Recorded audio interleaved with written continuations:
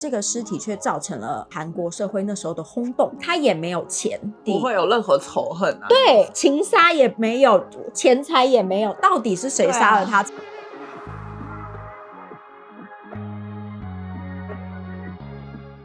欢迎来到 Hi Day， 我是台湾妞，我是喜娜。今天又来到了我们社会议题的单元。我们还有别的单元，我们没有别的单元。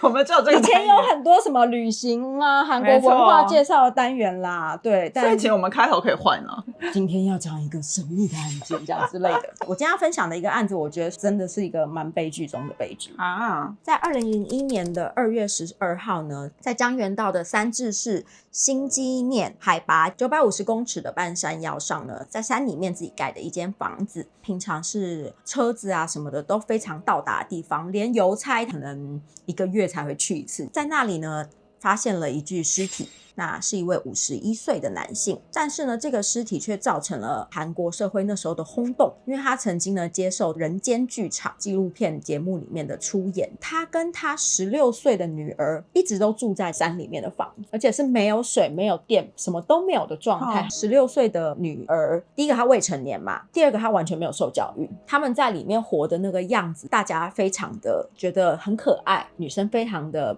明朗、天真吗？天真明朗这样子。开朗，因此那时候造成了一个轰动到这女生后来还拍了一个 LG 手机的广告，可以看一下。그 산골에 영자는 아버지와 단둘이 살고 있습니다. 이걸로 친구도 다 만나요. 사랑을 나누는 새로운 방법. LG텔레콤. 我们时间追溯回去到1997年，有一个非常有名专门拍一些乡间的风景啊，介绍一些乡间奇闻异事的制作人，他的名字叫伊基努，记录一些人们的生活而出名。在1997年调查三治市的山村的时候呢，乡民就有跟他讲说，有一对父女独自的活在深山里面。现在的韩国有一个节目叫做《我是自然人》，有我知道，对，但那个时候还没有这个节目。里面出现的人其实以前的时候就是在人间剧场。那人间剧场这个是在 KBS 播放的节目，也就是国家频道，传播率是非常非常非常高的，因为老一辈的人几乎都只会看 KBS， 就是 SBS 跟 MBC 有比较年轻的感觉，所以 KBS 真的是收看的年龄层非常高的一个频道。那你可以在 KBS 出演的人呢，也都是一定要就是形象正面啊，很有水准这样子。总而言之呢，这个制作人呢探访了这对父女，李先生呢是47岁，然后带着16岁的英子李英子一起在这个深山里面生活。他们就是自己务农，摘一些草药，真的完全与世隔绝，然后没有水没有电。他觉得这件事情实在是太有趣了，所以他决定要来拍一个纪录片，就在2000年的时候正式的播放了。纪录片的名字呢就叫做《住在山里的英子》。他的纪录片剪辑方式都是会给你一些人间很感人的故事，像是最近很红的 IU 苦尽甘来，对，他就是有在讲说年轻一起到老的老夫老妻的生活，这种也有。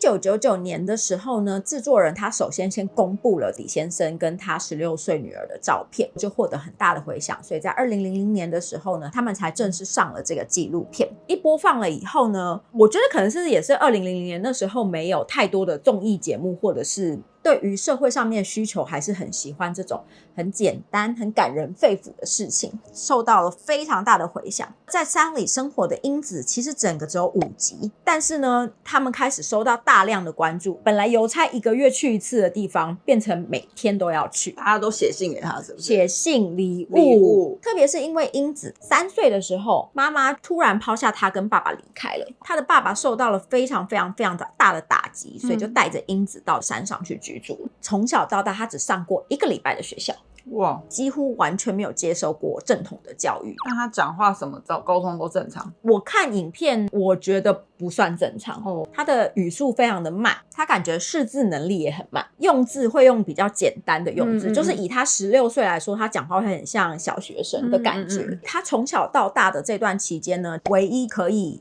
教育他的只有他爸爸，是他的家人，也是他的老师，毕竟还是没有受到更好的教育嘛。所以呢，人间剧场的整个团队呢，他们就开始说服李爸爸说，英子也大了，因为他16岁，要开始进入青春期啦，是不是应该要让他回归到都市的生活，至少让他可以继续进学。各方的赞助跟各方的说服之下呢，李爸爸其实他烦恼了很久，因为他有点担心到了外面去了以后可能是会没有办法适应，但李爸爸最后还是答应了，因为有那个赞助者表示说他可以提供英子的吃住啊，并且让他去念书，可以去参加升学管道。对李爸爸来说，为了女儿的未来，他觉得是一个很好的机会，并且呢还有开设专门的账户，大家都可以捐钱给英子，让他可以正常的上学生活。以前那个时代诈欺也没有那么多，所以我觉得大家是很善良的，想要帮助英子。最后就变成爸爸独自在山里面居住，不过也因为大家的赞助，大家的帮助之下呢，那个房子已经开始通水通电。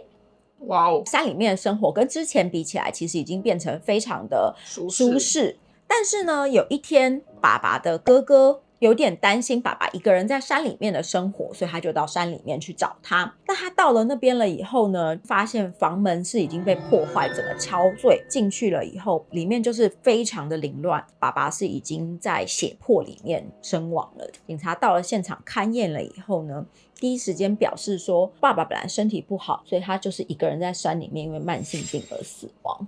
但是现场凌乱，对啊，门被破坏，是什么样的慢性病会让他在死前把房子搞成那样，就是极度的不合理。英子后来就从首尔赶回去山里面帮爸爸办丧事，然后还有爸爸这边的亲朋好友，他们就集体跟媒体控诉说他们觉得警察在盖案，就是懒得查或是不想查，因为反正是一个无权无势的人。英子怎么说，那时候是受到很多人爱戴的人，对，而且有那么多人捐钱给他，这些人都一定会关心这件事情。最主要的是在丧礼的现场，大家都活脱脱的看到了那个尸体，刀疤就是插在这里，还说他是慢性病，这太明显了吧，超级无敌夸张。最后警察就只好重启调查，真的找了法医来验尸，也就是之前没有验尸的意思哦。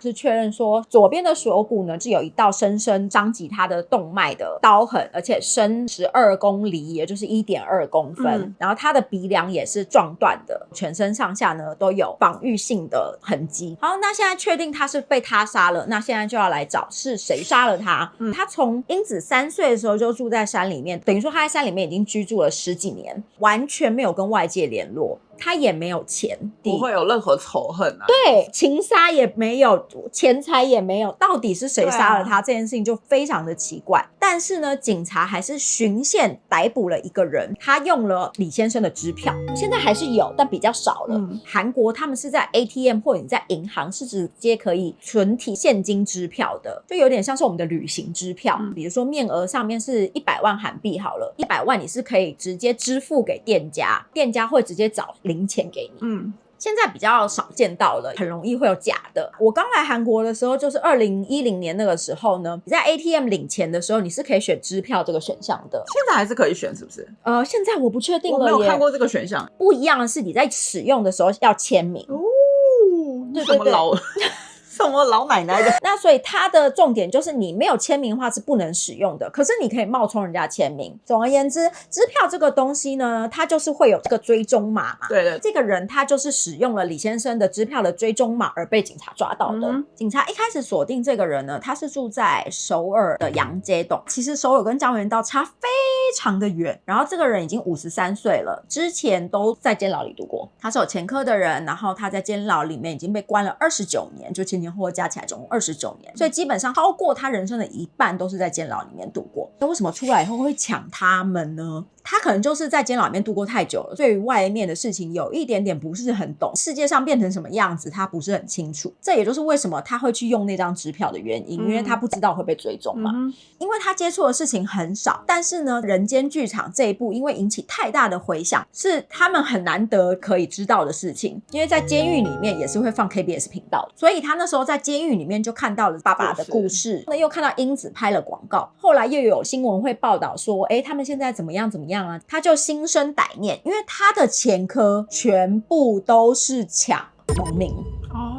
他全部都是找那种住在山里面啦，或是田野里面唯一一个大地主的啦那种，他全部都是抢独居的老人嘛，应该是说独居的农民，独自住的人，所以他就想说，这对妇女看起来很好抢，对，得到这么多的赞助金，2个人住在深山里，拍广告应该也赚了不少钱吧，所以他出狱了以后呢，他就想说他要去抢这一对妇女，可是呢，那时候英子已经独自的到首尔念书了，他就在2001年的2月12号的时候呢，就是去山里面想要抢这个爸爸。其实他在这之前2000年1月的时候刚出狱，就有先去巡视了一下，那个时候呢，电视还播出没有多久，他去巡视的时候，那里很像观光景点，地址可以算是半公开，你找都找得到这样子，大家登山的时候健行的时候就会顺便去说，这里就是那个英子的家耶，所以其实他就是有点像是公开的状态，他也有发现白天人太多不能下手，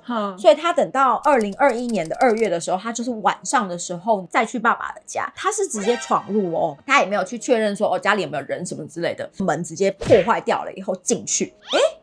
家徒四壁，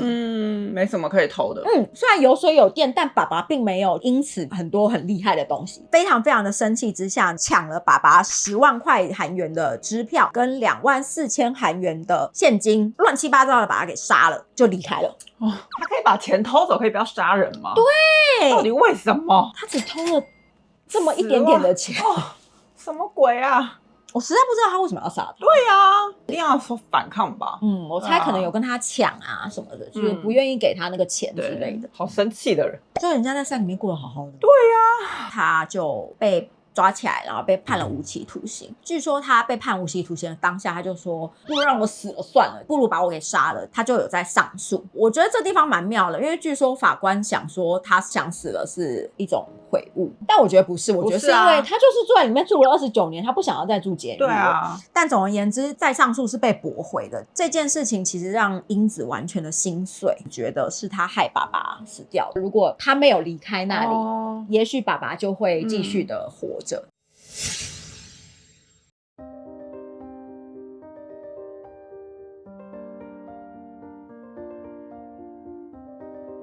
然后英子其实在首尔的这段生活也不是过得很好，在一个会长帮助之下呢，搬到了首尔，也得到非常多的捐赠金额，一切都安定下来，开始过他的生活的时候，会长呢就开始显露出他的真面目了。那些钱那么多你也用不到，我帮你成立一个基金，然后我帮你管理，可是实际他就是把那钱拿走自己花用，600多万的韩币。除此之外，他还性侵了英子。